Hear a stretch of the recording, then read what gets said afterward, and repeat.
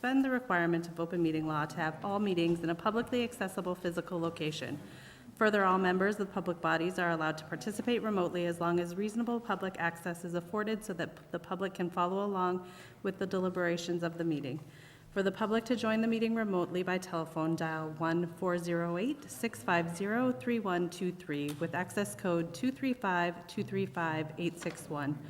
Or the public can join via computer at global.gotomeeting.com/join/235-235-861. All supporting materials that have been provided to the members of this body are available on the town's website. The public is encouraged to follow along using the posted agenda. Please note that this meeting is being recorded by Auburn Public Television. Can we please rise for the Pledge of Allegiance?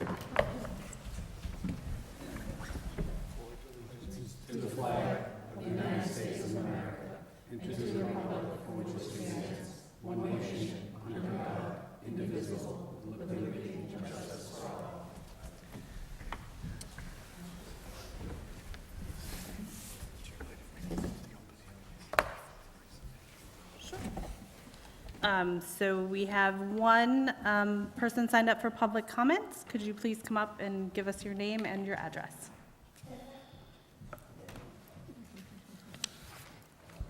Good evening, everyone. Doreen Goodrich, 5 Lower Winbrook Drive.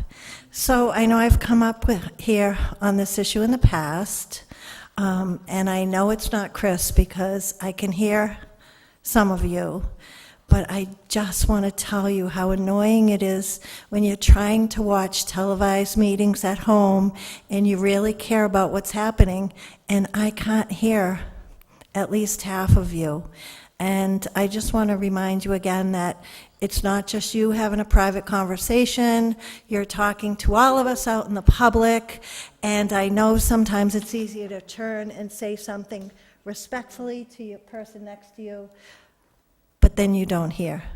So at the end of your selectmen's meeting, my husband comes out and he says, "You have the TV on 100 again."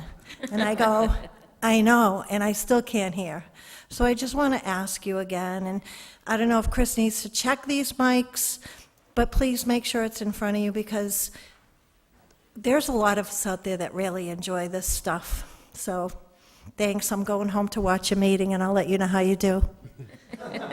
Thank you for that reminder. Thank you.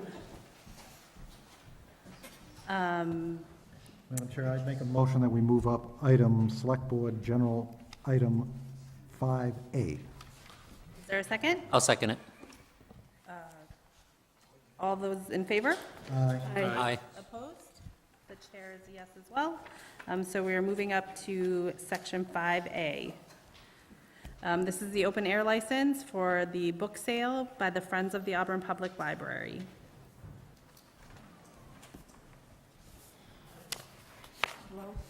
My name is Linda Daddis. I'm the president of the Friends of the Library, and I'm here for a permit for an outdoor book sale on October 21st, Saturday, 10 to 12:30.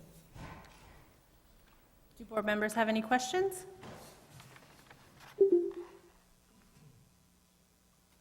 Is there a motion? Make a motion that we issue the license subject to all applicable requirements of the state and town and if its departments, boards, and commissions have been fulfilled. Said license is subject to all the conditions stated upon it. Failure to comply with any and all the conditions shall invalidate the license and render it null and void, and with the conditions of the DCG to be attached. Second. All those in favor? Aye. Opposed? The chair is a yes as well. Madam Chair, I'll make a motion that we waive the open air license fee as this is a nonprofit organization. Second. All those in favor? Aye. Opposed? The chair is yes as well. Thank you so much. Okay, we're going to go back to presentations and hearings. The town manager has a budget summary presentation. Thank you, Madam Chair, members of the board. One of your members requested a financial update at the next meeting, so I'm just going to leave the chair, go up to the podium, and make a 5-10-minute presentation. Great.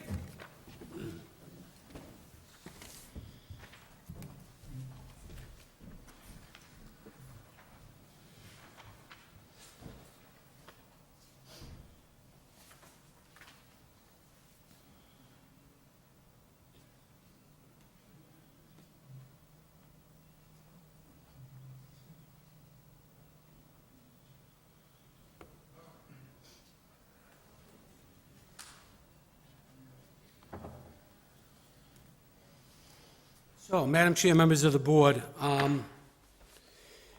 leading up to the Fall Town Meeting, which is scheduled for October 24th, I put together this summary. This is something that you will be taking a position on later on in the meeting as it relates to the articles in the warrant. In terms of the financial update, we are seeking a request just totaling just shy of $2 million, $1,990,603. As we look at Article 2, which is the top half of this presentation, there are total requests totaling $495,453, of which $307,000 is being asked to be appropriated from general fund revenues, with another $163,149 being requested from ambulance proceeds, an additional $25,000 out of package enterprise fund. Articles 4 through 22, or Articles 3 through 22, are comprised total requests of $1,495,150, of which $101,250 from general fund revenues, $80,000 from SOAR Enterprise, $1,102,331.19 from available funds, the bulk of that coming from free cash, and $211,568.81 out of other available funds. We got notified most recently of our free cash. The general fund free cash currently stands at $21,363,298. Enterprise, golf course, and cable access retained earnings. SOAR Enterprise, $1,112,121. Golf course retained earnings, $837,721. And cable access retained earnings, $308,260. When we look at the amount of money that we're requesting from free cash, when we look at our free cash policy, it's calculated using the following numbers. So our 23 certification, most recent, $21,363,298. As we compare that to last year's free cash certification, $18,786,743, it's a gain of just shy of $2.6 million. In accordance with our free cash policy, which allows us to appropriate up to 50% of the net gain only for capital items and non-operational requests, the amount we can appropriate is $1,288,277.50. That's 50% of the net gain from 22 to 23. We're requesting from free cash $1,102,331.19, leaving a remaining balance of that 50% of $185,946.31. When we look at the summary, and this presumes that all the warrant articles requested is going to be approved by town meeting, we would be looking at total appropriations of $82 million, revised, $361,812.43, revenue of approximately the same. We would be taxing at a rate of, out of 2.5, we'd be taxing at 21.13. So roughly just a little over 1/5 is coming from levy. And our excess levy would grow to $9.309 million. So that's good news. These are the appropriations. This has been provided to you. Any bold item in the right-hand column would reflect the change that's being requested under various articles.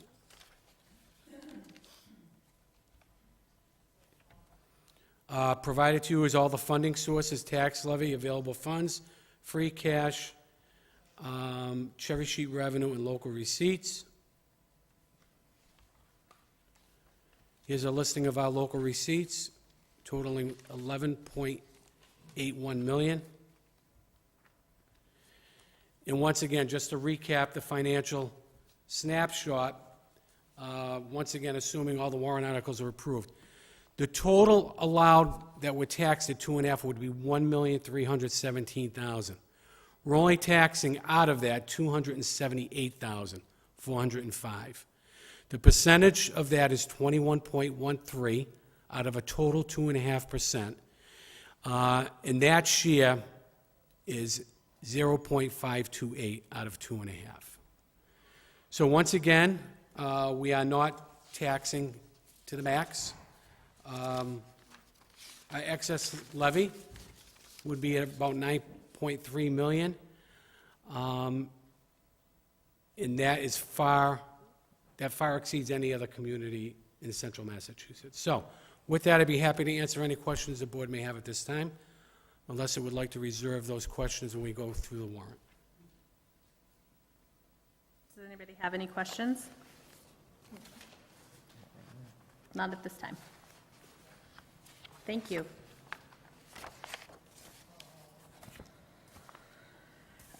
So I guess we can move along to the warrant. How do we want to take these, members? Do we want to take them individually, or are there particular ones that you have questions on?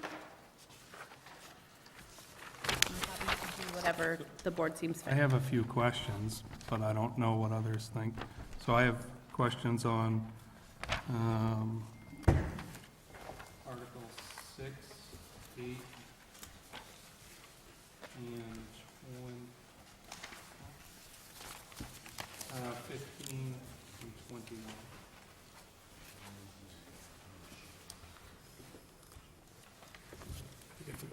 Does anyone else have questions on other articles? Yeah, I have some questions on Article 2. Okay. So let's take them individually. Yeah, let's take them individually. And I have a question on Article 3. Okay.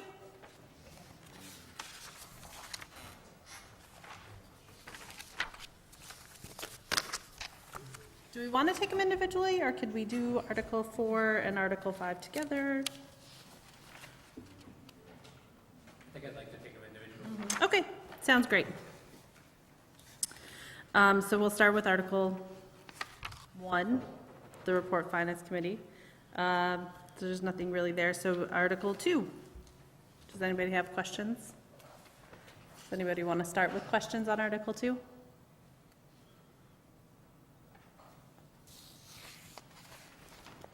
I had a question on Article 2. I believe it's fourth from the bottom, increasing the line item for the contingency for Packagug Golf Course.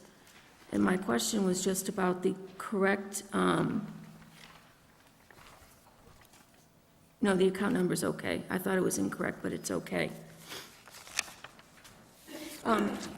Can our fire chief, Chief Coleman, tell us about the increases in the fire department line items? Thank you.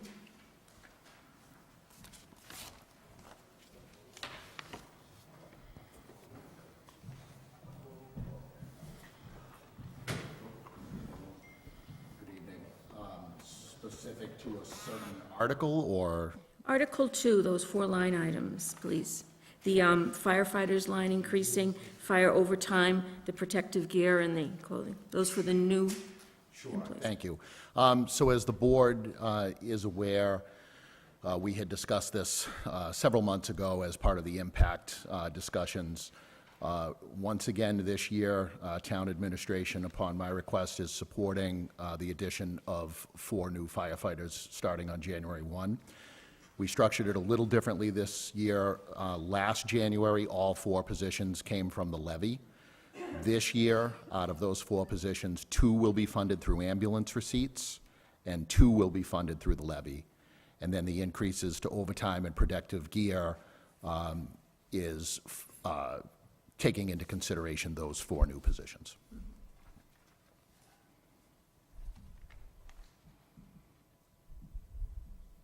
Are there any other questions on Article 2? No, I just wanted to just get that out there so we can hear. Thank Can I you. just ask clarification? You said the increase in the protective gear is related to those new positions? Or is the increase in protective gear related to those that failed and had to be repurchased? Combination of both. The increase in protective gear is for the 4 new positions. The other money that's being sought, the $15,000, that's going towards the failure in gear. Thank you. Yep. And Madam Chair, to Selectman Corain, that would be Article 8, that additional 50.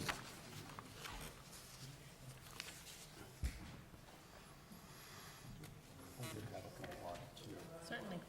On line item, talking about salary and wage from 60 to 80, I was just wondering what that was, what the cause of that was.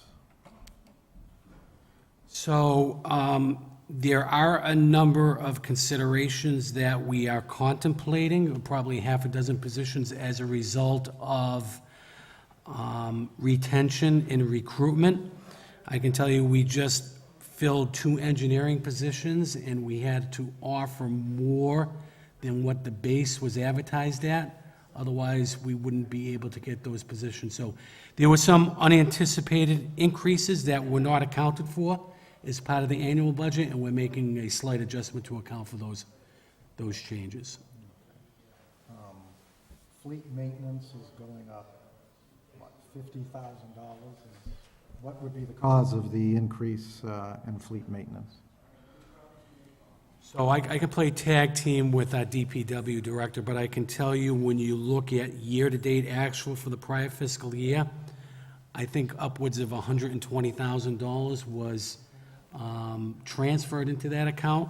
The cost of supplies have gone up dramatically, from your ordinary maintenance to things that may be required on a periodic basis. So we don't see those costs retreating. In some cases, we have to send out some equipment, and those labor costs are increased as well. So this adjustment more so reflects the need that we know is going to be required. Actually, request for $75,000 was made. I recommended 50, and I increased the reserve account by $25,000. So if there is an additional need for that 25, the request would have to go before the Finance Committee. They would have to justify that transfer. One last, patrolman salary is going up 60-odd thousand. Is that for a new position? Is that, So that would provide for, remember back, we had this discussion, I know we did with the Finance Committee as well as the board. There was a request for 2 positions, and at the time, we said we would recommend one, and we would revisit the other one in the fall. This honors that commitment. We'd bring someone on in January. Those costs have been provided for in Article 2. and last but not least, this is probably more of a reminder to me, but the body cam storage, I know there was a grant out there, but is this in lieu of the grant, or is this because of the grant? And that's probably just me not remembering what was. So we were just awarded a grant of $93,000. I think the notification came in last week. We were expecting that, and we made provisions to look at the commitment for the storage as a result of those body cams being equipped to our offices. And we're also under discussions relative to impact bargaining on potential other considerations as a result of that equipment being provided for to the officers. Thank you. If I just may follow up on that, so the funding in Article 2 for the body cams is in addition to the $93,000, or is it being covered by the $93,000 grant? No, the $93,000, okay. So all good questions. Thank you, Madam Chair, and to the rest of the board. Before I answer that question, I'd like to recognize probably one of the best decisions I made after Julian chose me to be the next chief of police. Scott Mills worked tirelessly on this grant, and he put a lot of effort into it, and there was a lot of collaboration with EOPS and the state of Massachusetts. So I don't know if I thank him enough for the hard work and the dedication that he has for making the department shine, but he does a great job, and I'm super proud of him and grateful to call him my friend. So that being said, the grant that we were very lucky to get, because we get a lot more money than a lot of other communities that don't even meet our population, the cloud storage is not covered. And the cloud storage is important for data retention when there's public records requests and through the courts to send out the redacted, in some cases, video that's taken by the officer's body-worn cameras. So that's kind of where we're at. And we're hoping if things all fall into place, we can, once we get our physical award, make the purchases, get the training, and our target date was for January. I think it's going to be tight, but that's kind of where we're at, and that's really it in a nutshell.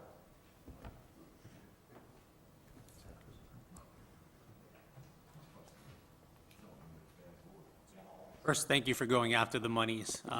It helps a lot, I know. So I just want to follow up with the question. So the money in Article 2, so the $16,000 for the body-worn camera is not covered by the grant.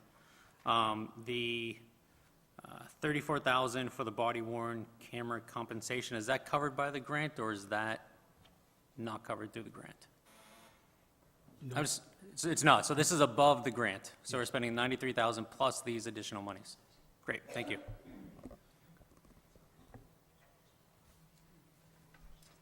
Are there any other questions on Article 2? I just have one other question, either for DPW or the town manager. The sidewalk and pedestrian safety for $50,000. Is this the sidewalk fund that we had discussed about setting aside money to prioritize sidewalk construction and pedestrian safety measures? So there are two pieces to this in this warrant. Number one, it permanently infuses $50,000 into the operating budget every year, okay? So more likely than not, we'll probably put this under Article 4, the CIP, only because if it's not expended, we're allowed to carry it over from year to year. So we want to have that flexibility. Number two, the warrant also request to amend a article that was approved for LED streetlight conversion, which was done several years ago. And that was done in anticipation of a credit. We had to front the money before the credit hit. That money, in the end, ultimately was reimbursed and not used. So we would like to redirect that towards our sidewalk program and be able to make a dent in some of the needed repairs and things of that have been called to our attention. Thank you. Do we want to vote on these individually, or like after we discuss each one, or would you prefer to do it all at the end? Don't we usually do it individually? Yes. May I ask that we hold off on 2 as it pertains to other articles? Sure. And then we can amend 2 before approving, or Sure. whatever action we choose to take. So moving on to Article 3, I believe this is on hold. It is the, So Article 3, I believe you all were sent an email today. I don't know if you had an opportunity to review it, but we got a request from the petitioner that they would like to postpone this article at the fall town meeting, although we cannot remove it from the warrant. Warrant has already been mailed, but we'll get a motion on the floor to postpone indefinitely. As to whether or not this article would bubble up again at a later date, we don't know. are there any questions? Will the town planner speak to this if people have questions? Actually, the matter was supposed to be discussed before the planning board tonight. They're meeting across the hall. I was hoping I would get an update, which we did in time for this meeting. Short of that, the town planner was willing to come in and give you an update based upon the information they received tonight. I think because no information has been received by the town, I don't think there's anything to report, because the planning board did ask for information that they did not receive. I'm just thinking of town meeting, because I anticipate people have questions about why it's being postponed, but our town planner will be able to speak to that? Yes. Okay. Someone will be able to speak to that, but yeah, if asked. Okay, moving along to Article 4. Does anybody have questions on Article 4? Oh, seeing none, we'll move along to Article 5. Are there any questions? Just a question as to which schools will be upgraded, I guess. Will this cover all the schools or just certain ones?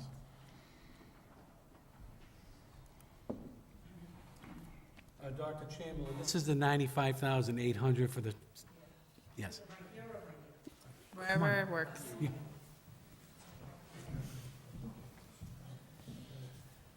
So in different ways, the 95,000 will impact each of the schools.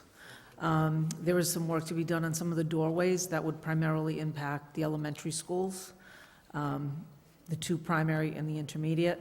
As far as the cameras and the monitoring systems inside, that would be done at all schools, so it's a little bit of both.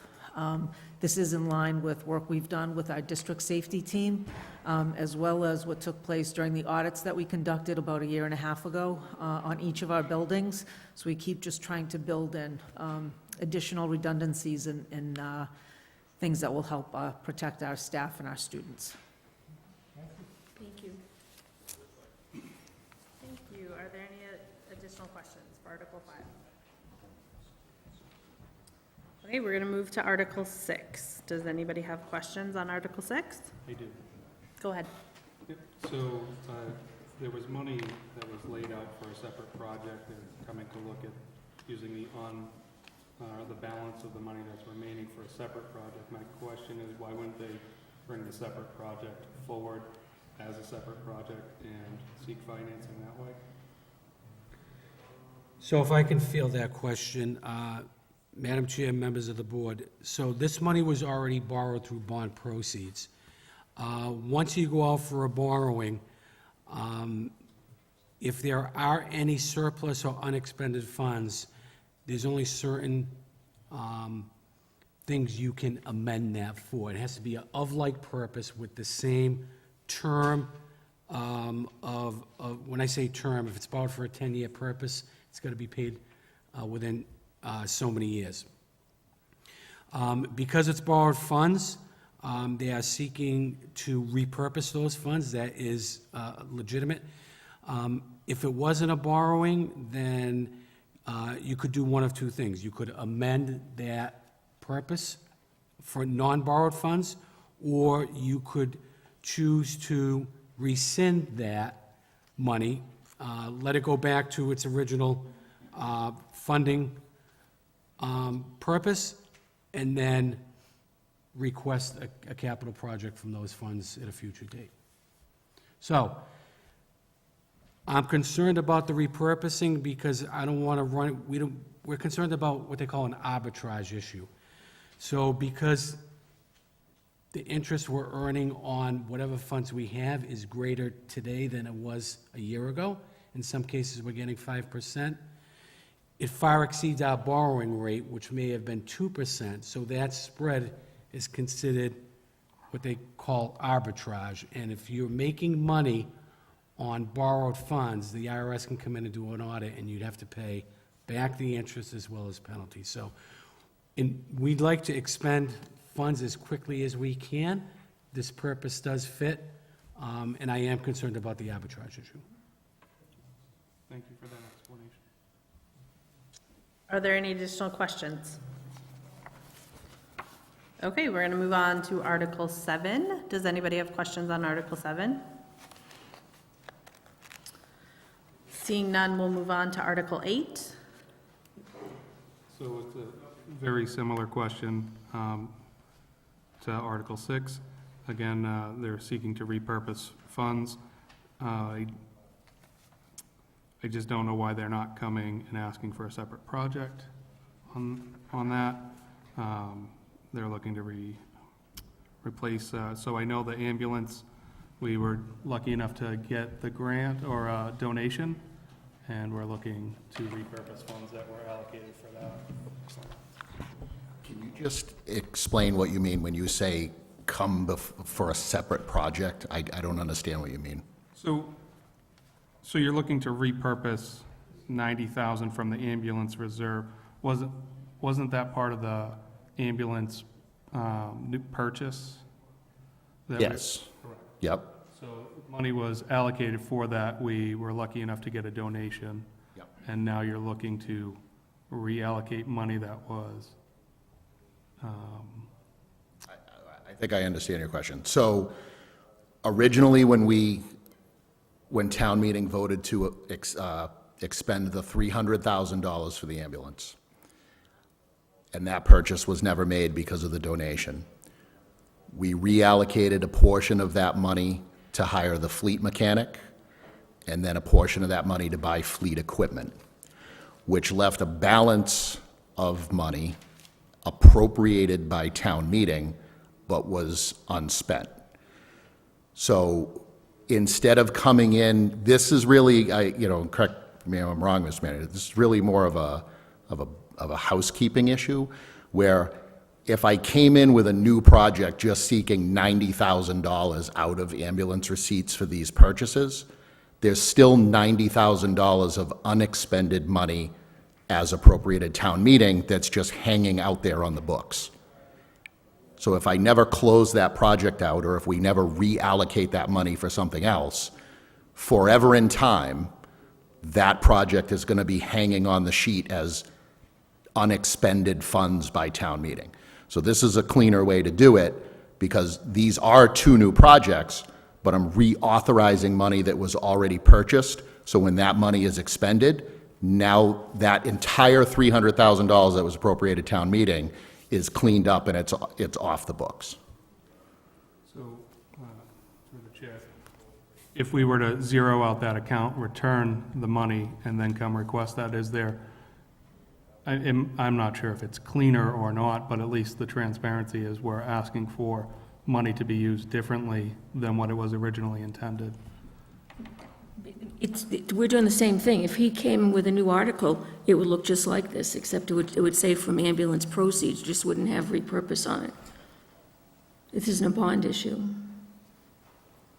So I think to your point, Mr. Chambers, I think it's more of a transparency issue by doing it this way versus another article, because we're going back to town meeting saying the $300,000 that you appropriated, we didn't use it for that purpose, so we're asking you to repurpose it for this. To me, that's more transparent than coming in with just $90,000 additional from ambulance receipts.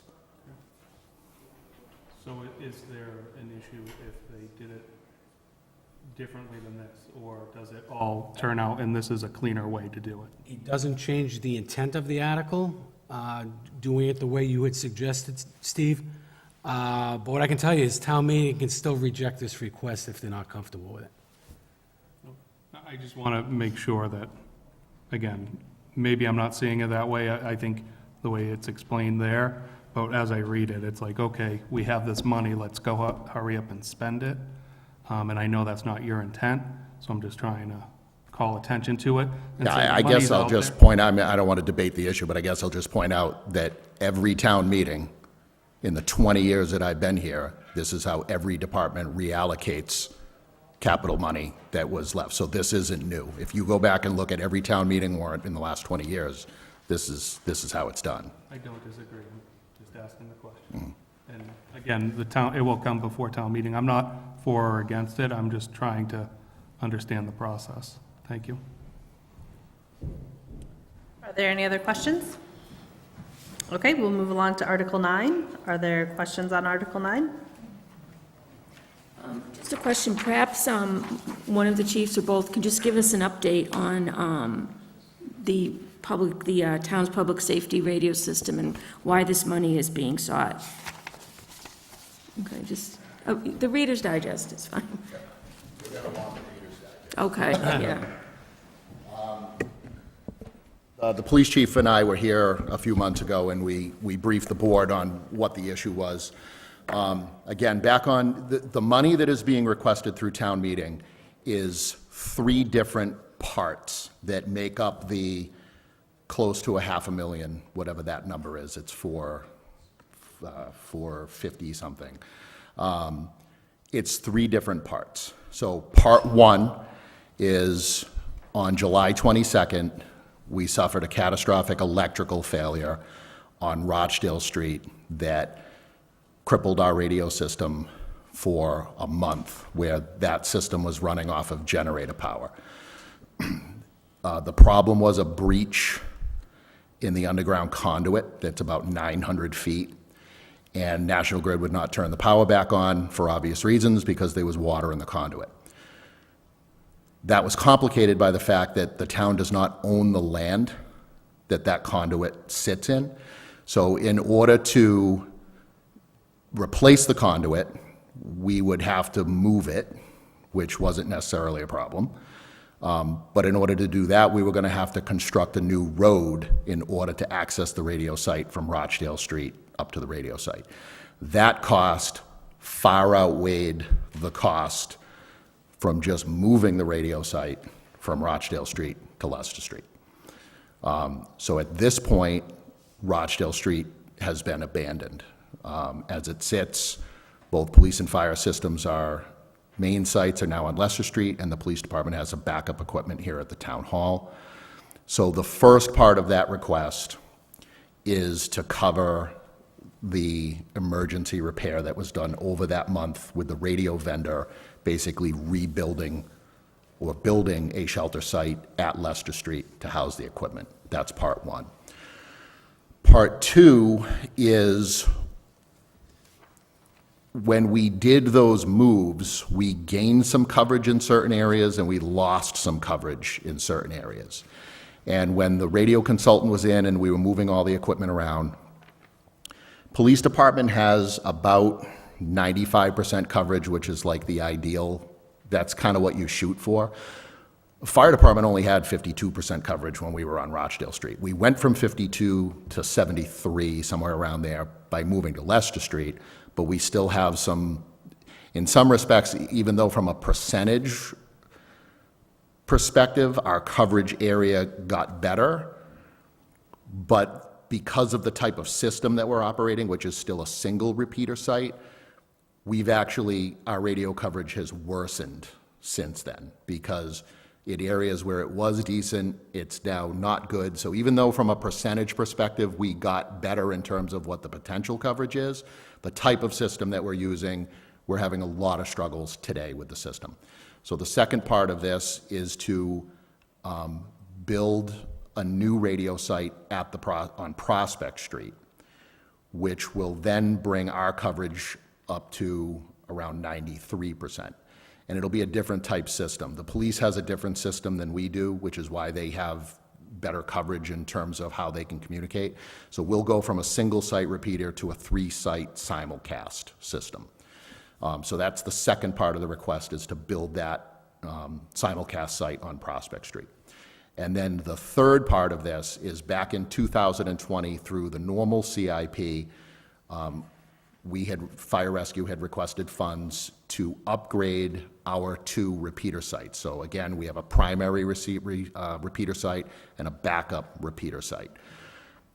At the time, we were looking to upgrade those 2 sites to a 2-site, simulcast system. With everything that's gone on in the world, and it goes right back to the question that was asked earlier tonight about fleet maintenance, supply chain issue is a real thing. Cost increases and hikes are a real thing. So this CIP radio project started in 2020, and just this past June, some of the last pieces of equipment for our project has arrived, and that was ordered in the fall of 2020. So since then, with escalation over the past 3 years, we have a shortfall of $107,000 to complete that project. So originally, I want to say the borrowing, I want to say because you got to include interest in it, I want to say it was like $230,000 for physical equipment and labor. And in the last 3 years, we're short $107,000 just to complete the $230,000 radio project that we were shooting for in the fall of 2020. So those three numbers, the power failure, the building of the Prospect Street, and the cost escalation from the original 2020 CIP, that's what totals the total request for the radio project. Thank you, Chief. My question, either to you or through the chair to Ed, was there ARPA money that was given towards this project also? The only ARPA dollars that were given towards the public safety network was this board voted to authorize $500,000. If you remember, we talked about the public safety fiber loop. And again, this is why the direction of the fire rescue radio project has changed even since 2020, because in 2020, we did not know that we were going to get a fiber loop. A fiber loop in some respects was like out of the question in terms of that project, which is why I was looking just to upgrade our, repeater sites to a two-site simulcast. The fact that the board supported that fiber loop project is what makes it possible for this Prospect Street site now to come online with a third simulcast system. So that money is the only ARPA funds that were put towards the radio project. Okay, thank you. And through the chair, if I'd just like to add that this is not just a fire and fire rescue project. This fiber loop ties in with the police department's emergency communications. So this is really a combined project for police and fire, and it's a game changer for us. There's a lot of communities like the city of Worcester and the town of Sutton that have gone to these using fiber to get away from the old technology of over-the-air radio communication systems. And it's something that's long overdue, and this will be money well spent, well beyond my time as police chief and Chief Coleman's time to improve public safety communications. Okay, thank you very much. I appreciate your speaking to it. Thank you. Do we have any other questions on Article 9? Okay, we're going to move on to Article 10. Does the board have any questions on Article 10? Why not why they're sitting here, just to annoy them both? Okay. This will cover whatever costs are needed to design the new version of, So conceptual design. So in conversation with the town manager, which I fully support the decision and the logic behind it, is the $100,000 for conceptual designs will essentially get us what we had when we had conceptual designs for the public safety buildings. It'll give us elevations, it'll give us a building look, it'll give us a layout, it'll give us some of those things. These are not architectural drawings. That, if a project ultimately was approved, we would roll the architectural, the environmental, all of those other things, which in reality is probably somewhere around $2 million, that would be rolled into the total project cost. There's been several communities that have gone out and spent money on architectural renderings. They'll spend $1 million, $1.2 million on architectural designs, and then ultimately the project is defeated, and then you're stuck with $1 million worth of plans on a building that's never going to get built. So this $100,000 is the concept. It's the look, it's the layout, it's that kind of stuff. If ultimately a project is approved by the voters, then the architectural and the rest of that would be rolled in. let me ask a question. So you have a building program that was developed as part of the prior plan. You just taking your half of that plan and that's what's going to be in the concept plan, or? So that's a good question. It's one of the things that you have to take into consideration when you looked at the public safety building as a whole is that there were a lot of shared spaces. They're not only shared spaces, but the way that the utilities and the mechanical and all of that was laid out for police and fire. So in talking with the architects, it's not as easy as just removing the police pieces, because if you just remove the police pieces, the building really, in some respects, doesn't make sense, because there were all those shared spaces. And like the architect said, and this was a great point, he said, we could do that, you know, but at the end of the day, he says, you may be spending more money building a building that isn't going to be as efficient as it could be if we just redesigned a new structure. And, you know, there has been some talk in terms of adding on to the building, you know, in the future, and I had an at-length conversation with the architect about that. And he said, you know, listen, we've said from the beginning that that is possible. He said, but what the community needs to really take seriously into consideration is the time frame on that. He said, that makes sense if you're going to construct, we'll say, just the fire station portion of the public safety building, knowing that in maybe 3 to 4 years, you're going to then add on the police portion.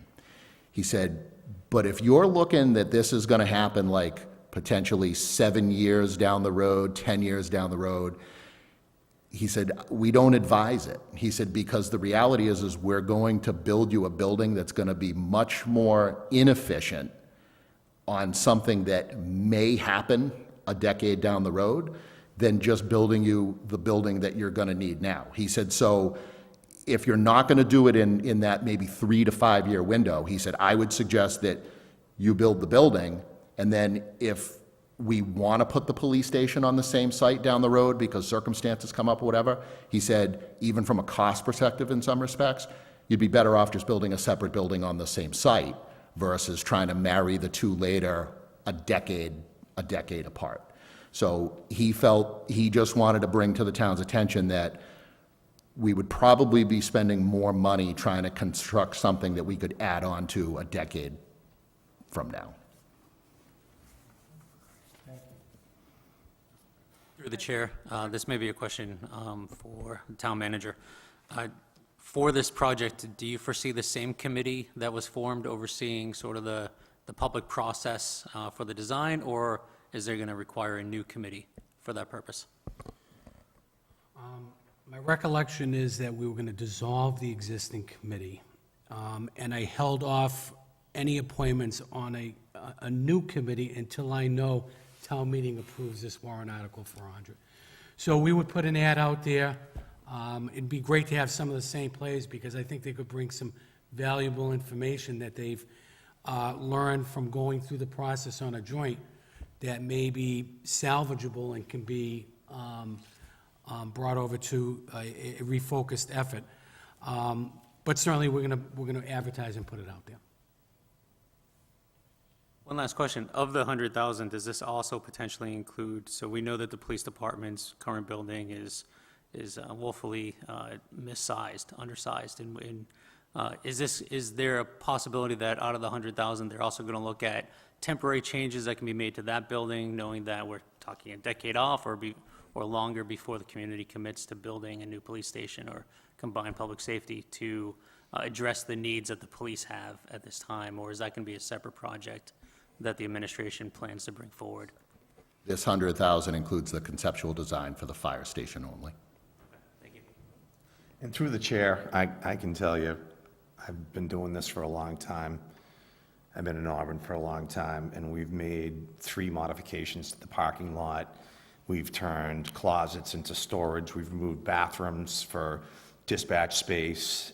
We've been before the Board of Selectmen and the Finance Committee and the town meeting countless times to stuff 10 pounds into a 5-pound bag. And we're pretty much at the precipice right now. So I don't know how much else we can do. I would certainly invite any of the members or any residents from town to come by the PD and see where we're at. I mean, we've pretty much put our upper parking lot right out to the sidewalks out on Oxford Street. The lower parking lot we've expanded a few times. I drove in this morning and I had to park on the grass. There was not one parking space, and Horgan Arena was filled with people and a training that was going on across the street. So I don't know really what else we can do. I know it's going to be an issue that the town is gonna have to look at in the future. Hopefully, the economy corrects itself at some point in time and interest rates go down and all of that. Because we know it's a kind of a grim picture right now, but that's kind of where we're at, if that helps. So you currently host all communications. Will communications move to the new building? That would give them some room. I mean, I know it's not a huge space, but it gives you something. So great question, but complicated question. Okay, complicated because if everybody remembers, when that building was built, they didn't ask a lot of questions for the police department, and they put the lockup downstairs. And under mass law, we're required to check the prisoners throughout their stay with us to ensure they're safe and not going to harm themselves. So we literally overnight had to double our dispatchers because we couldn't let our 911 telecommunicators walk away from the phones to go downstairs a flight of stairs and check on a prisoner and come back upstairs. So we went immediately from having single dispatch to double dispatch. In hindsight, we've needed it. The board graciously approved me 2 more full-time positions because of the level of calls that dispatch center has in there. So it would be problematic. I can't tell you right now that would happen. I think potentially in the future, it could. But for me to give you a definitive answer right now would be a problem because I'd have to come before the board to ask for additional personnel to provide the police public safety needs to cover the building, people walking in with lobby calls, which is 24/7, and checking on the prisoners. I can tell you that a lot of I won't name them, but a lot of area communities that have gone to dispatch with regional that they didn't handle themselves, they're kicking themselves for it. The doors are closed at some of these police stations when the public tries to go in. My predecessor would never do that. I wouldn't do that as long as I was the police chief. It's a matter of offering good service to the town, and that role is definitely fulfilled with the 911 telecommunicators, those professionals that are sitting behind the glass and at the desks at the PD.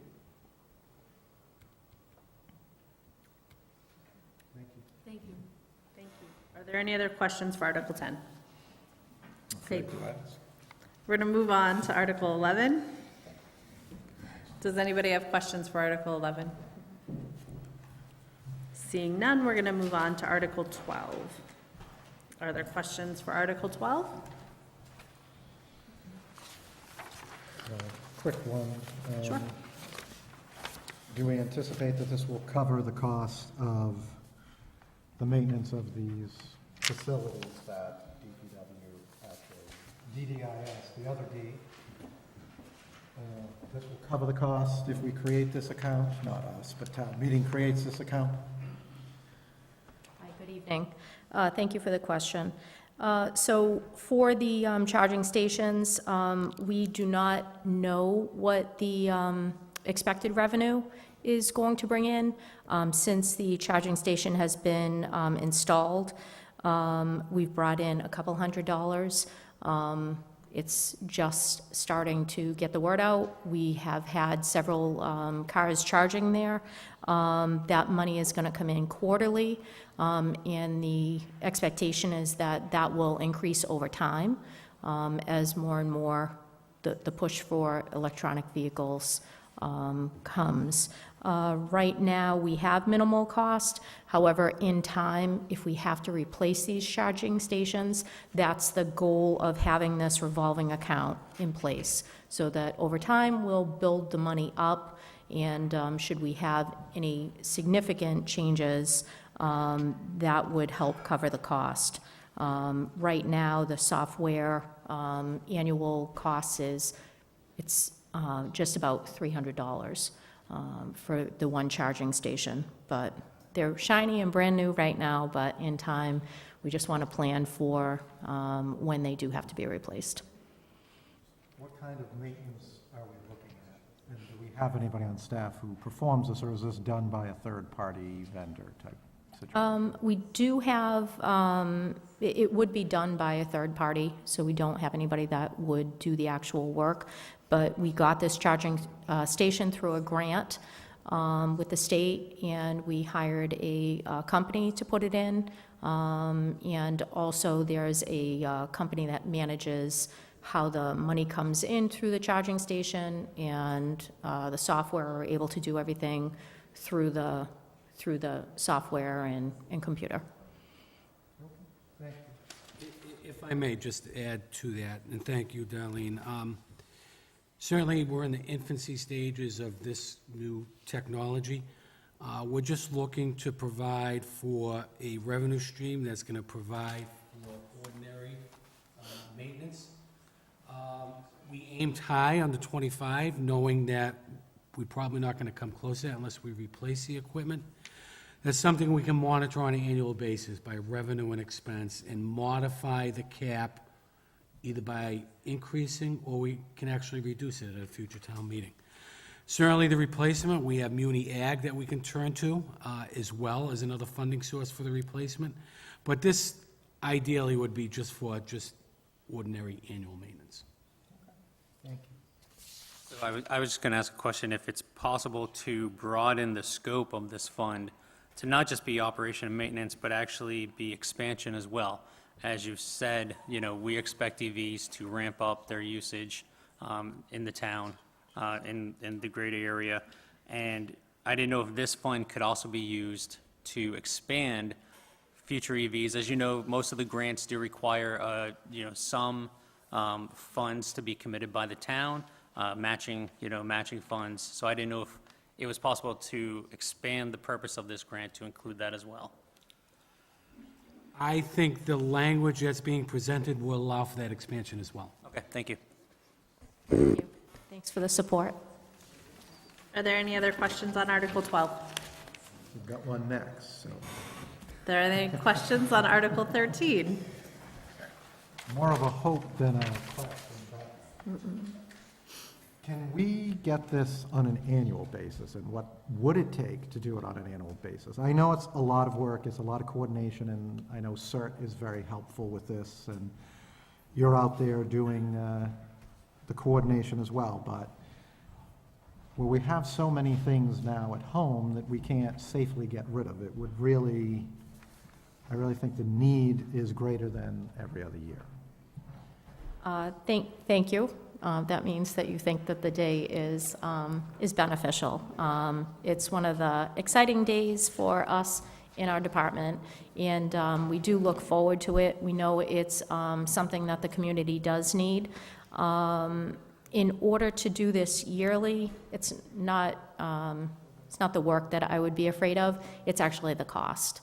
So to put on one of these days, it does take coordination of a lot of people.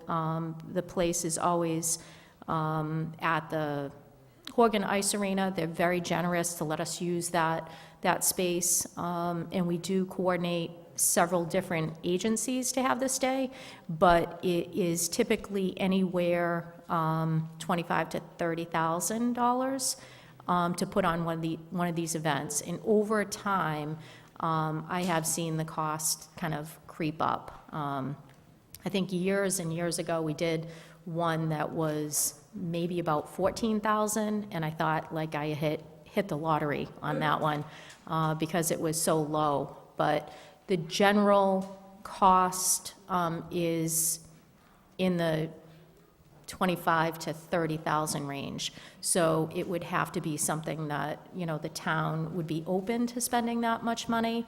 One thing that I can offer to you as an alternative, in the past year, I'm very proud to say that we have started a hazardous waste disposal program, so that's year-round. So this day is one day out of the year. However, the program that we started a year ago was for getting rid of hazardous waste year-round. So we're fortunate that we have NEDT, I think it's New England Disposal Technologies. They're located in Sutton.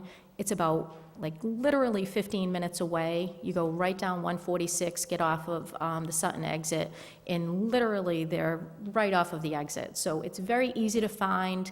It's a great business. We started a relationship with them because they are so close. And each residence, so the actual residence, gets a program that we started last year, was that every residence could get $50 credit to bring hazardous waste there.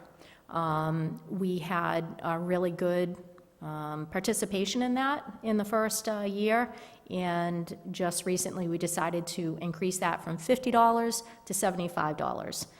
So we are very proud of that because, you know, it allows us to do that for the residents that live in Auburn, and also takes hazardous waste year-round. So you don't have to wait for one of these days like we did in the past. I'd always tell people, okay, just put it in your cellar or garage and wait for this day. This will allow people to actually get rid of it year-round. And I guess the best part of it, to tell you, is that it doesn't cost the town any tax money. We do it through recycling dividend points. So the grant that you see each year that I come and apply for with our solid waste and recycling team, it is DEP allows for a recycling dividends program, and that grant money comes from all the good things that we do. So we're able to use that grant money for something beneficial like the year-round hazardous waste disposal. So kind of gives you another option if you didn't want to spend the $30,000 that we do, you know, every 2 years. It gives you another option and something that we put out to the residents to let them know. Hopefully that answers the question. Okay. I'm not opposed to it every year. If you give me the money, I will do it. For the town meeting, we gotta ask them. Okay, fair enough. Are there any additional questions? Thank you so much. Thank you, darling. Thank you. All right, we're moving on to Article 14. Are there any questions on Article 14? Just a quick question, is this for third party to do some inspections, the annual, triannual, biannual, whatever?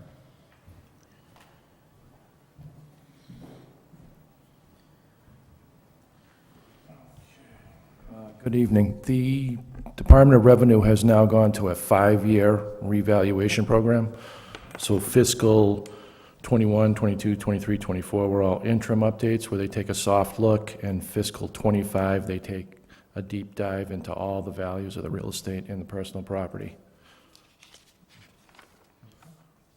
So, if I may, Madam Chair, on 15, which is also yours, can you share what training and support services you're asking money for? The training and support is from the software vendors to establish landline tables in conjunction with the assessing office to hopefully get, in conjunction with the two departments, the vendor, RRC and Vision, together they collaborate to come up with the land value tables that's acceptable within the assessing office and specifically to the Department of Revenue.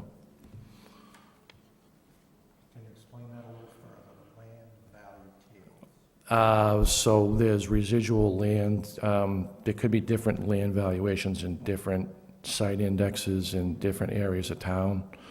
One part of the town might be more desirable based on sales, and if you extrapolate the building and the land values could be higher in certain areas. And then also there could be different classifications and zoning uses, which would, you know, warrant higher land values in commercial and industrial districts. So this is more of a tool for you to arrive at your evaluation? That's correct. Thank you. I do have a quick question. Is that good for 5 years if they've moved to a 5-year cycle? The next revaluation will be fiscal '30. So they do an interim every year, but again, that's kind of a soft look, a sample size or a portion of it, and then every 5 years they do the deep dive and look at every single parcel and personal property account. Okay, thank you. Does anybody else have questions? Okay, moving on to Article 16. Are there any questions for Article 16? So similarly, if the money was returned and then reallocated differently, is there benefits to doing it the way that it's proposed here? I know this was money that was a different project that we're looking to spend in the sidewalk program that you've talked about. So it would be basically the equivalent of a debit and a credit, so it would, I'm guessing, without doing some research on it, my guess is because it's 06 and doesn't have a prefix of 30, these funds were appropriated from general fund revenues. So if it were to return to that and reappropriated, it'd be a net zero. I think as the chief had indicated, these repurposing requests are done on a continual basis. We actually repurpose bond proceeds. We used to do it every year for older type borrowing. So, no, I think this is adequate, just like the other two requests that you had inquired about before. Through the chair, do we have other projects out there? I mean, if this was 2017, do we have other projects out there with unexpended funds? And is there like a report that we know, like, where we can look to repurpose? So all prior year capitals begins with a prefix of 06. I can run you a report and provide that information for you. Just the prior year, or because like that's seeing this was approved in 2017? Just don't know how much out there is unallocated, and if this is... I would run it wide open, so whatever has been carried over for whatever year, you're going to be able to see that. Thank you. Question through the chair. Now, this money came from the general fund revenues, but didn't the town receive credits from LED? I mean... Yeah, so in that other would- words, the credits hit a lot sooner than we thought. We didn't need the $100,000. Right. In some cases, they said there could be a delay in that credit up well after the project is done. But we had to provide that money in advance of the credits, and then, yeah. So it's we have like that was a zero net effect then on Correct. general fund. Okay, thank you. Are there any other questions? Okay, we're going to move on to Article 17. Does the board have any questions for Article 17? Yeah, through the chair, what's our current OPEB balance?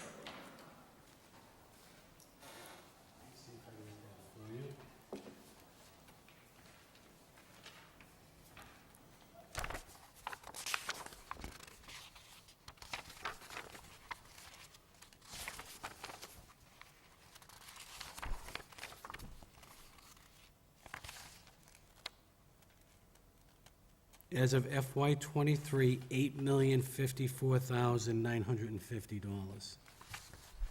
And to put that into perspective, I think our unfunded liability, based upon an actuarial audit that's done every 2 years, I think the last audit was at about 53 million unfunded liability.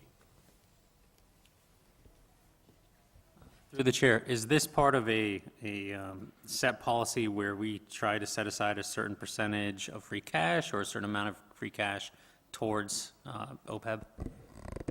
So I can tell you, pre-COVID, we had this built into the actual tax levy. And during COVID, we were seeing a substantial loss of revenue as a result of the downturn and the lack of activity in the economy. We went to town meeting, we cut $1.3 million out of the budget. This was a victim of that $1.3 million cut. So we were able to fund it in future years by a vote of a portion of free cash. I'd like to tell you that in future years, I'd like to build that back in to the tax levy, so we have a permanent reoccurring appropriation that will feed that for years to come. And through the chair, I mean, we took it out of the operating budget, but we were still able to contribute to it, correct, each year? Yes, we Okay. were. And in addition to the town's annual contribution, we've negotiated through our contracts a percentage of pay that the employees contribute to that help offset that liability. Are there any other questions? Okay, let's move on to Article 18. Do we have any questions for Article 18? Just what is the balance currently? Because we were contributing more than that. I know it's been somewhat variable in my time on the board, but that seems like a low number for stabilization. So, and I think it all depends on the trend and what we're taking out of the account. We have just shy of 4.5 million in the stabilization account. So I think if you look at the level of contribution over the last several years, it may range from 175 to 250. At the time we made the request, we didn't know our free cash balance at the time. But I think that's adequate since I don't think we're drawing out of the stabilization this year. No, we haven't, but we are, and we have been, as you know, living through the early 2000s, we were in pretty dire straits. So I definitely think 4.5 million sounds like a lot of money until you realize that that's all you have in stabilization. Back in 2007, we had $128,000 in stabilization. Today, we're at 4.5. It's going to go to 4.6, plus any return on investment, which is higher now, is going to add to that balance. But you would agree that 4.5 million on a $76 million budget isn't going to go very far. I can tell you our level of stabilization is probably greater than any other Central Mass community. I agree, yeah, in terms of total budget. So we can make that a priority if we want to set a benchmark as it relates to the total percent of operating budget, but it may come at the expense of other priorities that have been identified.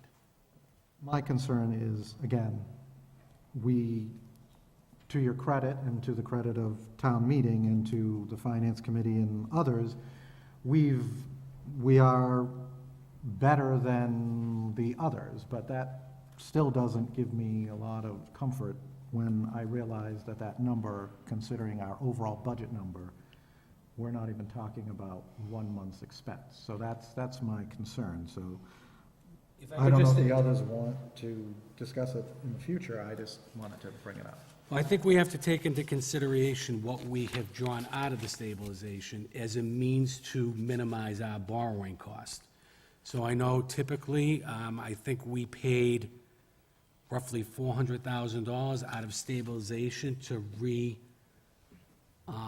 the football field, the artificial turf, which was $600,000. We took a chunk of stabilization to offset that. We took a chunk when we bought a new ladder truck at a $1.1 million. We took about $500,000 out of the stabilization. That's what it's designed to do, to provide for a down purchase on large capital items, so our taxpayers aren't paying for exorbitant interest costs on that larger borrowing. I hear you.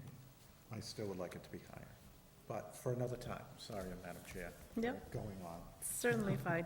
Madam Chair, if I may, through you to the town manager, similar question to Article 17. Is this part of a standing financial policy that the town has where we set aside a certain amount of money dedicated towards annually, a minimum amount going towards the stabilization fund?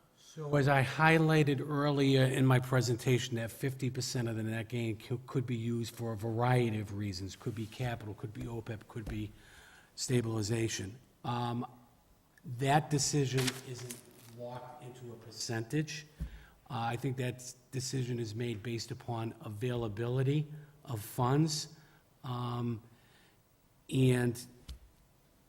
fortunately, we're in a position where we have a healthy gain in our free cash.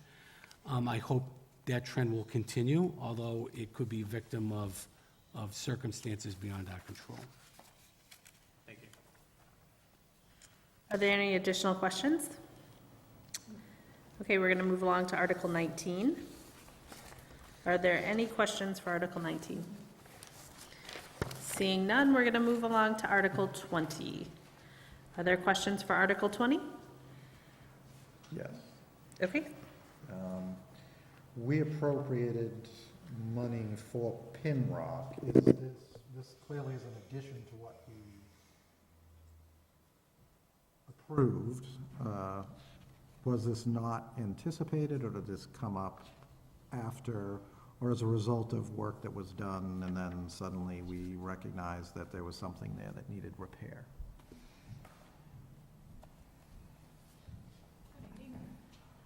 So this is a separate project. The Pinrock project was a redundant force main going up to the Upper Blackstone. This has to do with the odor control unit that's adjacent, or that works at the pump station due to its proximity to the residential area. It came to the sewer superintendent's attention that it needs an upgrade. He had an evaluation done on the odor control unit. There's certain components that need to be replaced, as well as the irrigation that needs to be repaired. Is it total repair, or is this? It's a repair. And how old is the equipment that we're repairing? So there's components of it. Some of it is actually replacing wood chips. Some is the irrigation that will moisten the wood chips to filter the air. I would assume, and I'm not sure of the age, but it would probably be as old as the pump station itself. From the 1970s. Are there any other questions? Thank you, Joanna. We're going to move along to Article 21. Which is your item table See as it. well, so you might not want. Yeah, sorry. Are there any questions for Article 21? So, yes. So there was an article for a mower or a fairway mower previously, and you just are looking to amend that to be a mower because the fairway mower is not needed, is that correct? So at the time, we were looking to replace the fairway mower because the mower we're looking to reappropriate the money for a mower that can do greens.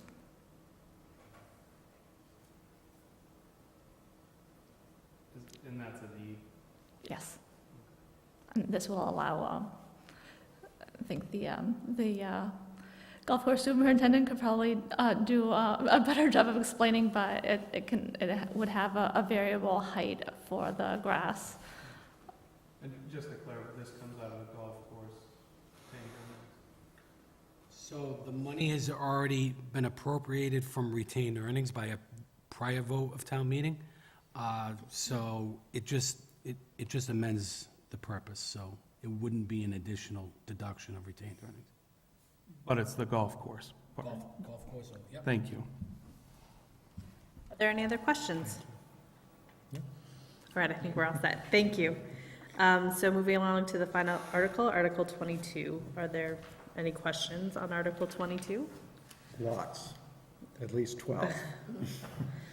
Well, it's our article, so. And this was the only article, or the only chapter in the rules that needed to be corrected. Everything else was in line?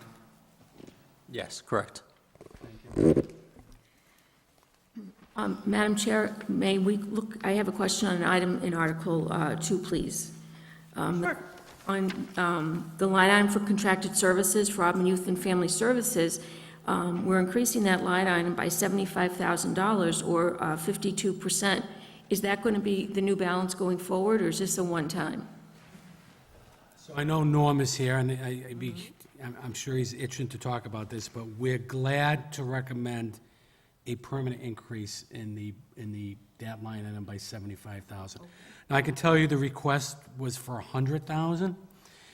Because we will be through a quarter of the fiscal year, when you do the 75 on an allocated basis, it's really the value of 100.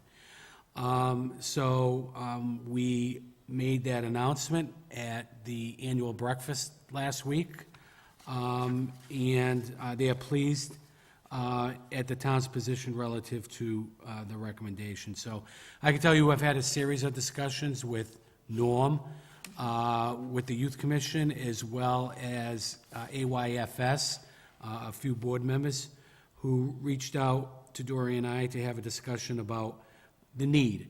And I think the need has been there for some time, since COVID. I could tell you that our teenage population is seeking counseling services in record numbers, and we just have a number of unmet need as a result of that. And with the recent migration of some of the migrants, it's created an additional stress on the services that are being provided for through AYFS. Okay, great. So when we get the budget next year, it'll be an actual increase of 100,000, because this is for 3/4 of So it? that's a discussion that we're going to have. Okay. They expressed a need for a master-level clinician to meet the unmet needs. These positions are very difficult to fill. We think we can do it with 100. So the game plan would be to supplement the 75 that we committed to in Article 2, that we would make an additional request of 25 for next year. Okay, great. Now, I know we've been able to steer some ARPA money to Auburn Youth and Family Services. Yes, so the board voted a 3-year funding source of 60. They're in the third year now, so. They're in the third year, so that's part of, quite honestly, that funding cliff that's going to go away. That money has been well spent. I am quite impressed by the level of food and clothing and other things that were bought with that $60,000. That's really assisting a lot of people in our community. That's great. Is that 60,000 total or 60,000 each year? 60,000 annually for a total of 180. Gotcha. Okay. Thank you very much. I'm so glad we're able to support Auburn Youth and Family Services. Thank you very much. I was talking with Sally earlier, and during, since we've had the discussion, and again, this is to bring on board another clinician to help do the counseling that they go through. Currently, there's like 34 families that are on a waiting list just to get counseling. And this has been a number that has been here since probably pre-COVID. There's a constant increase in services. COVID added to that. Some of that may be decreasing a little, but there are still 34 families that are on a waiting list just to be able to get the needed counseling that they do, that's provided through Auburn Youth and Family Services, and that would bring on that other clinician to help decrease that amount of waiting and to help more families that are in need. Through you, Madam Chair, can you explain how these families come to you and what services? Well, a lot of them are referred either through the schools or through the police. That probably accounts for probably about 75% of the families that come in. Talking with Sally, as far as, migrants and stuff that are being here, it hasn't really affected. The number of 34 was there well before that was brought into the town. So these are families just that live in Auburn that have needed services that have not been able to be provided just because of they only have one clinician that's there. So this can address that in a substantial way. So this isn't taking anything outside of it or anybody that's coming in. These are actually families that are on waiting lists that live and have lived in the town of Auburn. Thank you. Thank you. Thank you so much. Does anybody have any more questions on warrant articles? I just have one more for Article 2. I apologize for not catching it. So the decreased line item in the group health from 8.5 million to 8.4 million. The reason for the decrease? So, great question. So, a couple answers to that. Number one, we were able to level fund at 8.5 million our group health, because the previous year, we closed out with roughly a $700,000 surplus. We're able to recognize a $700,000 surplus resulting from our creation of a self-insured trust, where we're only paying for actual claims, but we charge our employees a premium based upon a level of claims we expect to pay. That's the good news. Now, our trust, self-insured trust, has about a $12 million balance. We're able to use that as a way to minimize the increase on an annual basis. Secondly, with the addition of our town accountant CFO, we were able to recognize a savings in the current fiscal year as a result of the way the school summer pay was paid. It was actually front-loaded, and those benefits were paid out of FY '23, not out of FY '24. So we expect roughly about $120,000 for a 3 pay period cycle. Roughly going to be about $400,000 of savings in the group health because we back charged it to last year. Thank you. Through the chair, this is a general question. During the town manager's presentation, he said there was about $185,000 remaining in usable free cash, and then there were certain requirements to that.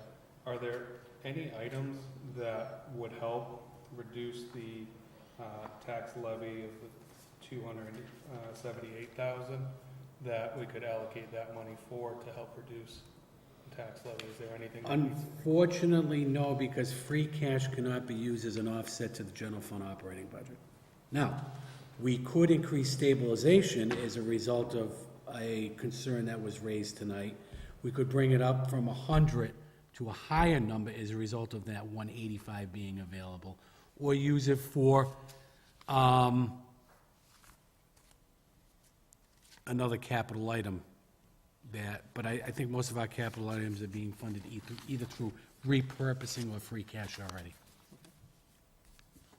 So if that was something that wanted to be done, it would have to be made as an amendment on the floor? Correct. Okay, thank you. All right, do we have any additional questions? I don't know where Dan went. All right, did we want to vote on these articles? Should we wait till Mr. Carpenter returns before we start taking motions to vote? Sure. How about a 5-minute recess? So we can wait for him to return. If I could make this suggestion, and I know Brooke has patiently been waiting on a discussion on energy rates. If the board would be willing to take that up, but now that Mr. Carpenter is back, you may want to finish up on the warrant. Sure, let's finish up on the warrant. So, do we have a motion for Article 2? Make a motion to recommend? Second. All those in favor? Aye. All those opposed? The chair is a yes as well. Is there a motion on Article 3? Make a motion that we defer to the petitioner. Is there a second? Second? All those in favor? Aye. All those opposed? Chair is a yes as well. Is there a motion on Article 4? Madam Chair, can I just ask, is anybody going to oppose any of them? Then why don't, I will make a motion that we recommend Articles 40 through 4 through Articles 22. I'll second that. All those in favor? Aye. Aye. Opposed? The chair is a yes as well. So we're to recommend, To recommend the article to town meeting. perfect. Okay? Madam Chair, can we Yes. get a motion to take this one then? Sure. Can we do this one? That is 6. Madam Chair, I make a motion that we move up town manager item 6C, and the one on updating the naming committee to recognize individuals who have contributed to the town. 8A.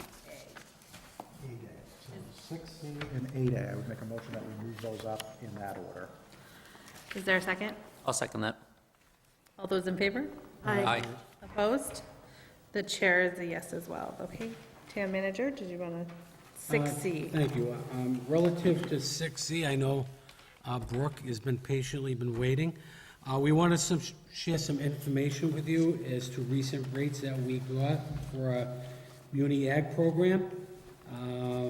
And so we got a new 24-month contract with a supplier by the name of Dynegy Energy Service, which begins November of 2023. Their kilowatt-hour price is roughly 14.68 cents per kilowatt-hour, as it compared to the current rate, which is going to expire at 23.82 cents per kilowatt-hour. That being said, Brooke, do you want to share the recent rate that's been put out by NGrid? Yes, National Grid's rate starting in November for residential rates is going to be 18.2 cents per kilowatt hour. And then for commercial, it's 17 cents and industrial is 21 cents, whereas the town's program is 14.6 cents for all rate classes. So, Madam Chair, I want to thank Brooke and all the hard work she's put into this. I can tell you that for a period of time, we get very anxious when we see these rates. I can tell you last year, the last time we went out, when we got it at 23.82 cents, the rates were climbing every day. Fortunately, for those who are in the ag program, the rate by NGrid for that same period, when we were paying 23.8 cents per kilowatt hour, National Grid was paying 32 cents. So that made the 23 cents look good, although I can tell you that I had heart palpitations when we were considering whether to lock in at that rate at that time. Do board members have any questions? Madam Chair, I just have one question. The memo references various programs that National Grid has for income-eligible families and other customers needing financial assistance. I know our rates are significantly lower, and I'm grateful for that, but does the town offer any similar programs for income-eligible families or customers needing financial assistance? So, Through the chair. Oh, sorry, go ahead, Ed. go ahead, Brooke. We do not, because we secured this supply rate. National Grid still bills for the distribution rate, so that's any of the other fees and rates that you may see on the bill. So that's what they can discount with our program. It is essentially a discount when residents, it's an optional program as well, but residents can opt in to have a lower rate with the town in that case. But we can't do much about National Grid's distribution rate and the other rates that they charge. Okay, so just to confirm, with respect to those programs, residents who opt into our program can still apply for those reductions through the other fees that NSTAR charges for delivery, et cetera? Yes, yep. They can take advantage of the town's rate and National Grid, any programs or rebates or things of that sort that they have. Thank you. You're welcome. Through you to the town manager or to Ms. Holtgren. Are there any contracts, we experienced it with this most recent one that's going to expire, where the rates dropped after we locked in? Is there any way to develop or have a contract, is it legal, I guess, to have a de-escalation if the rates decrease that our supplier will match to a certain degree? Is that something that could be worked into a contract? So there are opportunities, and we've done it in the past, we're allowed to get pricing earlier and do a blend and extend.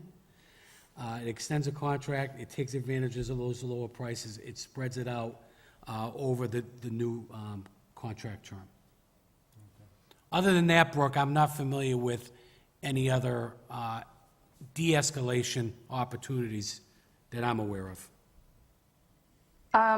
Neither am I. Other than the blend and extend, we are locked in for the 2-year period, and unless the supplier was willing to work something out with us, then I believe that we're locked in for the rate for the duration of the contract period.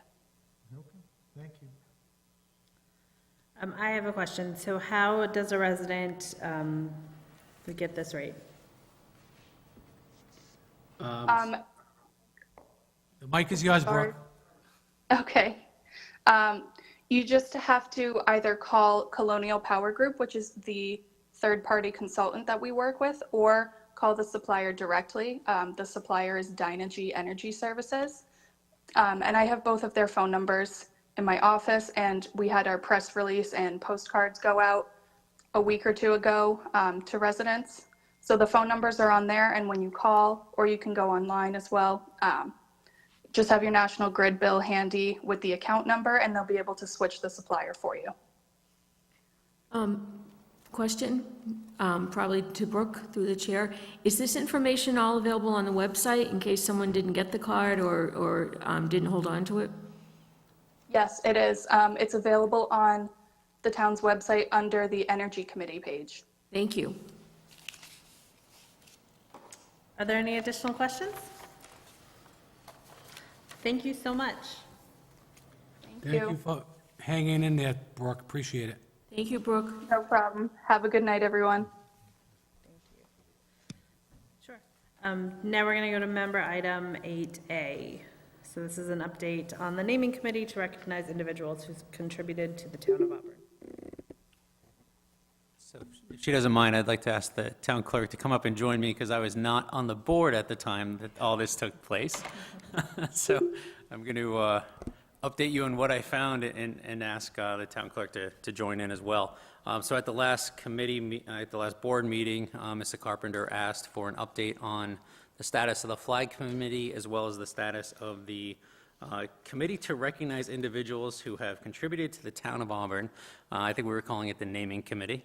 And after the meeting, myself and Mr. Chambers, who had been appointed to the committee, contacted Matt Toth from the Library Board of Trustees, who had also been appointed to the committee, and tried to set up a meeting so that we could get the process started. And in talking, it started with an email to the town clerk asking, how can we book a room? How can we get on the agenda? And then, long story short, what we found was that the committee was never properly created. The terms of service for the members was never defined, as well as there is the issue that if you go back into the board meeting minutes or you watch the videos, it was, the membership was to be 3 members. One was the appointed member by the select board, that was Mr. Chambers. The Library Board of Trustees was supposed to appoint a member, that was Mr. Toth. And then the third was supposed to be a regular resident.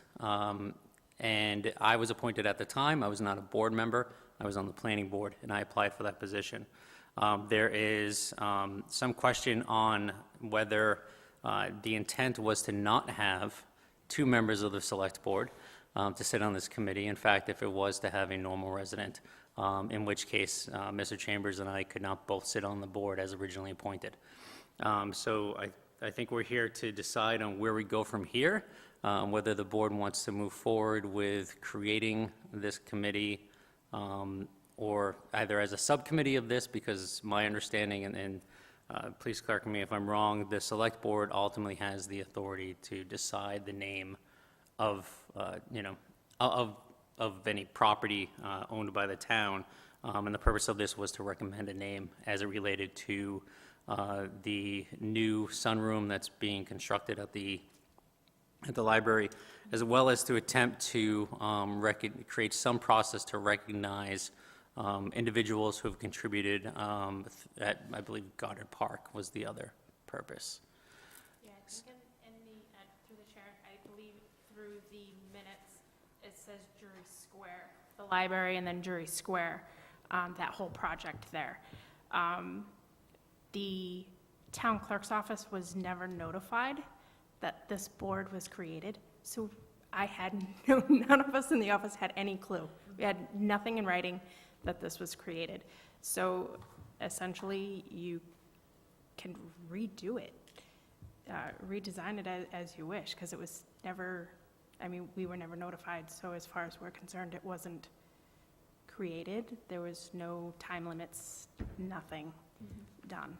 So I'm not sure how you guys want to approach it. So I guess the question, is do we want to move forward with this committee and its original intent? Do we want to create a different type of committee, or do we even need a committee to decide the name of the sunroom, which was the most pressing question, if I remember right, from attending the meetings initially? It was that and the bridge. So it was not to rename Goddard Park, because Oh, no, it was to recognize some way, whether names on benches or to find some way to recognize people. yes, we had the bridge and we had the sunroom.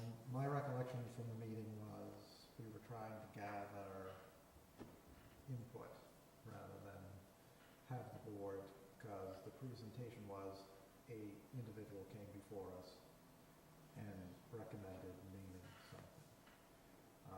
That individual did not communicate that with the library board of trustees, so we then communicated with as a board with the library trustees, and several people came into that meeting and gave us several different suggestions. So it was to look at the suggestions. That was my recollection, and it was those two pieces of new items that potentially could be named. That's my recollection. So I don't recall if we asked the town manager to create a committee or if it was a subcommittee. That detail has long since flown. Yeah. Yeah, I mean, in watching the meeting minute, rewatching the meeting or listening to it again, that wasn't clear to me either. Whether it was a subcommittee of the board or whether it was a town manager appointed committee, I don't know if you were able to decipher. Yeah, going through the minutes, it was tough. There really wasn't any clarity on any of it. Through the chair to Mr. Kazanovich, is there a benefit or a drawback to having a subcommittee of the select board versus a separate committee? Well, my recollection of how this unfolded, it morphed out of requests that came from the library director, who suggested that as a result of a major contribution by a resident in Auburn, that the library addition be named after that donor. And then it went in several different directions. So I can't tell you, I can't express to you what the intent was. Certainly they wanted to have a board member, because ultimately I think that decision resides before this board. But I think there was a suggestion by the Board of Trustees that the naming rights of that may consider a standing board member or a prior board member who also made a significant contribution to the community by serving on that board. So I think in the end, I think the reason for developing this committee was to have multiple naming rights for either rooms or the bridge or that would recognize a number of individuals that were considered that evening. So I guess it all depends on the intent, what the board would like to see, whether they want to consider what was offered that night. So, may I ask, is a subcommittee of the select board able to have members on it who are not on the select board?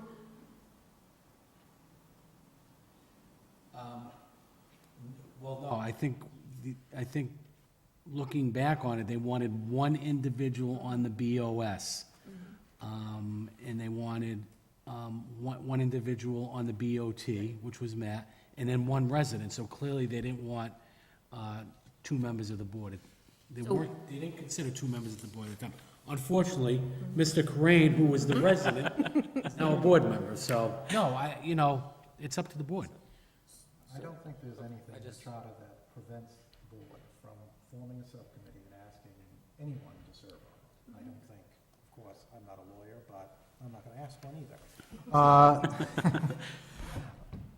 So my question is that, was the intent of this, again, I wasn't on the board at the time, to be a standing committee with terms of office, or was it sort of meant to be a one-and-done committee? In which case, I think it probably makes sense for it to be a subcommittee of the select board. And as Mr. Carpenter just pointed out, that, we do have the authority to appoint non-committee members to subcommittees, or I guess, Tristan would be an example of that on the flag committee. I would make a motion that we form a subcommittee, and in that this has taken an inordinate period of time, I would just say that we confirm the members, Mr. Toth, if he still wants to serve, He does. and if you two gentlemen are willing to serve, I would make a motion that we just create a subcommittee, I'll make a separate motion to appoint both of you. I would make a motion that we create a subcommittee of this board to review the information that we took in at that public hearing, and obviously, if you feel that you need to do other things, then I'm not going to say no. But it's to evaluate it, and you could come back with no recommendation. There's no requirement that these items be named after anybody. And I think that's something that, I know I vote against naming things because they belong to everybody, and I don't think that it's necessarily appropriate, but I did see that but anyways, I'm going to shut up. I'm going to make a motion that we create a subcommittee with 2 members of the Board of Selectmen and a member of the Library Board of Trustees. Second. All those in favor? Aye. Chair is yes as well. I'll make a motion that we appoint Mr. Crane and Mr. Chambers to represent the board, and Mr. Toth, who has previously served. I second that motion. All those in favor? Aye. Opposed? The chair is yes as well. Okay. Thank you. Thank Thank you. you. Just a matter of question, do we have to get sworn in for a subcommittee, or no? Yes. We do have to get sworn in for a subcommittee. Okay, thank you. And we hope by Christmas you'll have an answer. No pressure. All right, so we are moving back to 6A, the library trustee vacancy.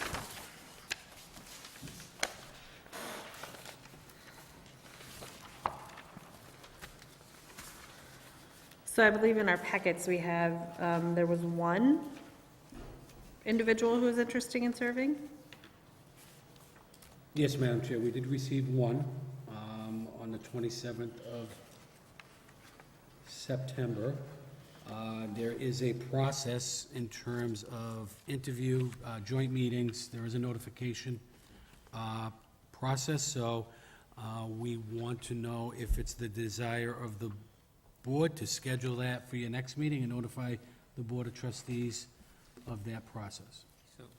I unfortunately cannot be at the next meeting. I'm traveling for work that week. Is it possible to postpone this to the meeting after that? Absolutely. And what would the date of that meeting be? So 2 meetings from now.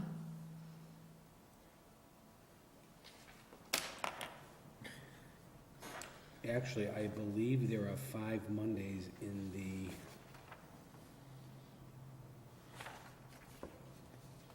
Let me just look at my calendar.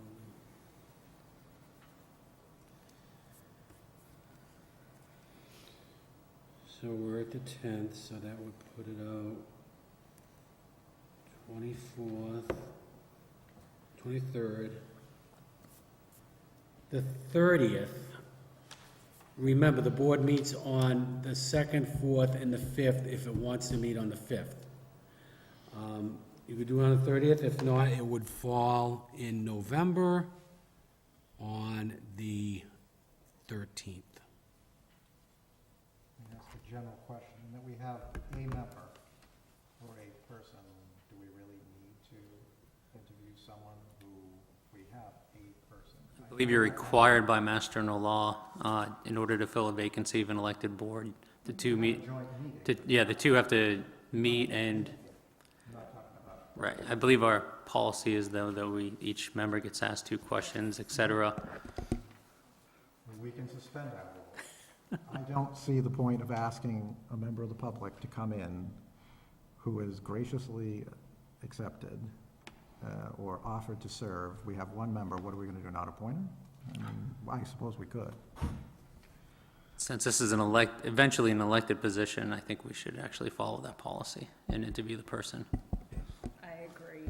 I mean, it's how we have done everybody else that we've appointed. So is the vacancy still posted, and can other people apply? It's still posted, yes. So given the time frame between there, there's potential for another candidate as well. Okay, thank you. I'll make a motion, we schedule a meeting to interview, subject to the Library Board of Trustees being available on the 30th of October. I'll second that. All those in favor? Aye. Opposed? The chair is a no. I think. So that's fine. Okay, so moving on to 6B. Madam Chair, this is an annual notification that we receive from the police chief with regards to the hours for trick-or-treating. He's recommending that trick-or-treating be held on October 31st from 5 PM to 7 PM. Make a motion, we Can I adopt just the recommendation. ask one question about this before we do that? Obviously, it's too late for this year, but my understanding is the exact same day, the exact same time, the Recreation Department is holding an event for kids that they've advertised on social media in terms of I think it's at I forget exactly where it's located, but it's an event-based, so kids can come in their costume, face painting, balloons, etc. And it seems that having at the same time as the trick-or-treating is interfering with the success of both. Can we just in the future look to not have those conflicts? Because obviously, people that want to bring their kids trick-or-treating, but also want to take advantage of that type of program, cannot do that. So it just seems there wasn't a coordination between the departments for that. I think it's the first time that's absolutely happened. Yeah. And 9 times out of 10, people complain that we don't have it on the 31st, so. But I submit that that's fine, but I would make a motion to accept the recommendation and include Mr. Crane's comments for future planning. Second. All those in favor? Aye. Aye. Opposed? The chair is a yes as well. Okay, so moving along to 6D. Madam Chair, this is the water line installation, and I think the board is familiar with this as a result of the discussions that you had with the developer on Perry Place. This project is going forward. This water supply is being put in not only to service a water capacity issue for the Water District, but to also supply adequate water supply for a development on the west side of town by Eastland Partners. So just wanted to put this out there. We've already posted this on our social media, just to make people aware that there's going to be activity in that area for a period of 7 weeks, commencing very shortly. And just wanted to put our residents on alert that there will be some activity down there. Can I just ask the extent of the length of this construction project? We're obviously coming onto the winter months. Do we know how long the project's going to take, that they're going to be digging, I assume, in the roadway? I had a discussion with Greg Woods, who indicated that there'll be minimal disruption, but there'd be some, some minor traffic issues in the area. I think he indicated, I don't know if it was part of this memo or not, 7 weeks to complete. Thank you. Have they been coordinating with DPW just to ensure that if we do get an early snowstorm, that their location, if it is in the public way, is properly plated or is, backfilled with temporary asphalt, just to allow our plows to clear the area, especially for emergency vehicle access, but also for residents that do have to get to work in a snowstorm? So we have been in contact with the water district, and I know that they've also been in contact with Mass DOT, where a large portion of the project is located. Thank you.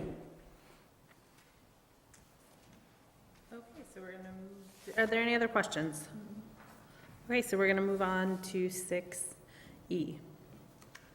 So, Madam Chair, while our DPW Director is here, she informed us that she's put in a request to DOT for some signage, and I believe that a informational letter was sent in your packet, identifying the type of signage that Joanna has applied for. So these are street signs identifying bike paths within our public ways, and there's no need for the board to apply for and accept, because these funds are, as I understand, automatically granted based upon specificity of request. Through the chair, may I ask, the streets that were selected, how are they chosen? Is it existing? Because I don't think we have bike paths on all these streets, so.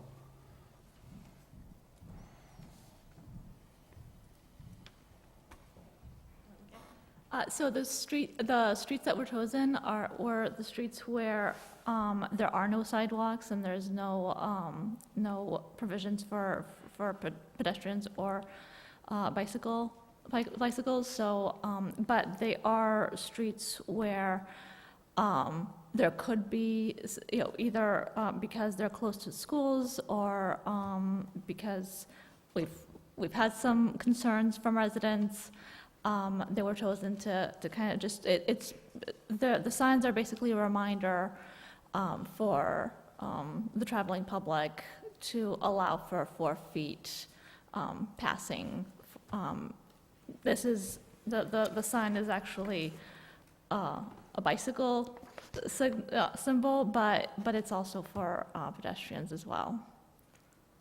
So my next question is part of the process for sidewalks, and are these streets, have they been prioritized to get future sidewalks or enhancements for that? So our prioritization plan is not complete, so they have not, and I can tell you that some of these would be very difficult to construct sidewalks, but they do have a lot of pedestrians and bicycles going through them, so it serves as a reminder for the drivers. Can we ask the challenges that would be faced by not putting sidewalks in? Can we identify what those challenges are and let the town meeting and stuff vote on funding for some of these? Because I don't know what challenges we'll face in these, but if we need to remind people to give them 4 feet, I think we need to provide them a safer space for that. And if they're highly trafficked with walking, I just want to make sure that we're addressing that, and anything that is a challenge gets known to us, and we can work through those challenges as a group. Thank you. Are there any additional questions? Okay. Thank you. We're moving along to item 6F.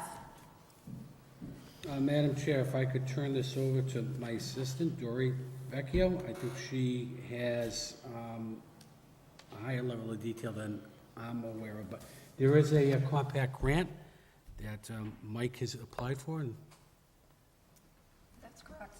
excuse me, through the chair.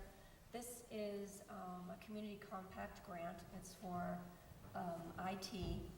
The due date is this Friday, October 13th. I've been working with our IT department to determine what the cost would be for switches throughout the town. The hardware cost right now is $87,000. We're still waiting for installation and configuration. The grant amount max is up to $200,000. So the request for the board is to allow us to apply and accept. Do board members have any questions? Will this cover the cost of the equipment requested? Through the chair, yes, it will. And is there any match required? Through the chair, no, there's no match. Is it a competitive grant? Yes, it is. Are there any additional questions? Who might we be getting the money from? Who's providing the grant? This grant is through the Lieutenant Governor's office. It's Community Compact. I know the town of Auburn has used this grant before, IT, and also Best Practices Grant. So the money does come from the state of Massachusetts. It's not federal, it is state. Thank you. I would make a motion that we authorize the filing and the acceptance of the grant up to the amount of $87,280. I think it's up to 200,000. But they're only asking for 87. I think they're waiting for the installation and configuration costs, and the grant amount is up to 200,000. So I think you want a placeholder for up to 200,000 so that once those costs come in, we're fully covered. That is correct. Thank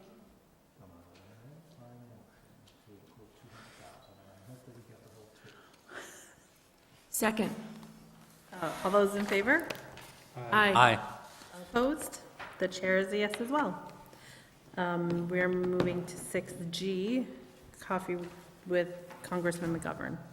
So, Madam Chair, members of the board, the Congressman's office reached out to me several weeks ago, asking if this room could be available for him to meet with his constituents here in Auburn, as well as surrounding towns of Oxford and Millbury, to discuss any issues that our residents may have with the office. Originally, it was slated for an earlier date, but due to the removal of the speaker, it kept him down in Washington, and he was on the fence, didn't know he was going to be able to make it or not. So the 14th has actually been proposed as an alternative date, although I reached out to the Congressman's office today, who said it's still on, but if the speakership is not determined by the end of the week, he may be held over again. So right now it's on. They do have a social media outreach to their constituents. We also want to put it out on our social media. I plan on opening up the building for the Congressman this Saturday, if it's still on, and I would welcome any board members that would like to be present to join as well. So right now, it's a go, and I think it's a good thing for our residents to address any concerns that they may have. Thank you. What time is that? So it's 8:30 to, I believe, 11:30. I'm going to meet him here at 8:30. It may actually be like 9 to 11:30, but they're willing to extend it beyond 11:30 if need be. Thank you. Are there any other questions? Okay, so we have no minutes. We would just need a motion to adjourn. So moved. Is there a second? Second. All those in favor? Aye. Aye. Opposed? The chair is yes as well.